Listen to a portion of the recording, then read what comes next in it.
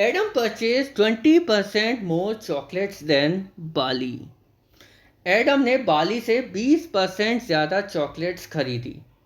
The price of each chocolate purchased by Bali is 50% more than the price of each chocolate purchased by Adam. Adam ने 20% chocolates ज़्यादा खरीदी हैं बाली के compare में.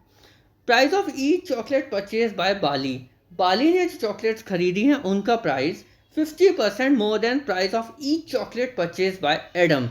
Adam ने जितनी चॉकलेट्स खरीदी हैं उससे 50% ज़्यादा है. Money spends by Bali is what percent more than that of Adam on chocolates.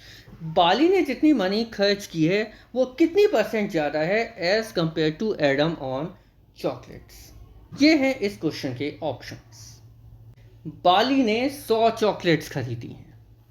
अब जब बाली ने 100 चॉकलेट्स खरीदी हैं हमें गिवन था कि एडम ने 20% चॉकलेट्स ज़्यादा खरीदी हैं. तो एडम ने कितनी चॉकलेट्स खरीदी? 120. तो बाली की चॉकलेट्स हैं 100, एडम की चॉकलेट्स हैं 120. Price of chocolate purchase by Adam is ₹1. ये भी हम मान लेते हैं कि एडम ने जितनी चॉकलेट्स खरीदी हैं उनका प्राइस होगा ₹1, यानी कि ₹1 की चॉकलेट उसने खरीदी है. तो अब price of chocolate purchase by Bali क्या होगा? अगर एडम की चॉकलेट ₹1 की है तो बाली की चॉकलेट कितने रुपए की है? हमें क्वेश्चन में गिवन है कि 50% ज़्यादा प्राइस पर खरीदी है, तो यानी कि ₹1.5 ₹1.5 की होगी. तो अब हम यहाँ से निकाल लेते हैं कि बाली और एडम ने टोटल कितने रुपए खर्च किए. बाली ने 100 चॉकलेट्स खरीदी और चॉकलेट का प्राइस है 1.5. इसका मतलब बाली ने 150 रुपीज़ खर्च किए और एडम ने 120 चॉकलेट्स खरीदी और प्राइस ₹1, तो यानी 120 रुपीज़ खर्च किए. तो बाली ने 150 रुपये खर्च किए, एडम ने 120 रुपये खर्च किए. अब दोनों के बीच डिफरेंस कितना है? 30 रुपये. हमें निकालना है कि कितना परसेंट ज़्यादा खर्च किया गया बाली के द्वारा. तो परसेंटेज निकालेंगे. 30/120 मल्टीप्लाई बाय 100. सॉल्व करेंगे 25%. So 25% is answer of this question. By selling 45 laddus for ₹40, a man loses 20%. How many laddus should he sell for ₹24 to gain 20%?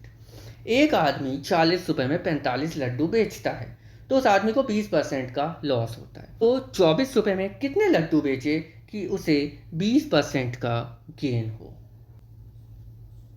40 रुपए में 45 लड्डू बेचे गए हैं तो 20% का लॉस हुआ है, यानी कि 80% ऑफ द कॉस्ट प्राइस पर ये लड्डू बेचे गए हैं. अब 80% of CP will be equal to 40/45, क्योंकि 45 लड्डू थे और उन्हें 40 रुपए में बेचा गया है. तो सबसे पहले we get 80% of cost price is equal to 40/45. This is the cost price for 1 laddoo. अब फाइंड करते हैं कि एक लड्डू का कॉस्ट प्राइस कितना होगा.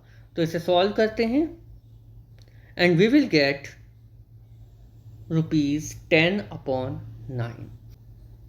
अब नेक्स्ट ये पूछा गया है कि 24 रुपीज़ में कितने लड्डूस बेचे जाएं अगर 20% का गेन हो. लड्डू का सेलिंग प्राइस फाइंड करेंगे. Selling price will be 120/100 into 10/9, क्योंकि 100% पे अगर 20% का गेन हो रहा है तो 120% के हिसाब से उस चीज़ को सेल किया गया है.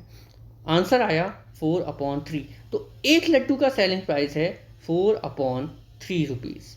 तो अब हमें नंबर ऑफ लड्डूज फाइंड करने हैं. तो number of laddoos will be total cost upon price of 1 laddoo, यानी कि 24/4/3. इसे सॉल्व करेंगे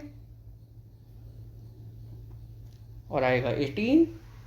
So 18 is the answer of this question.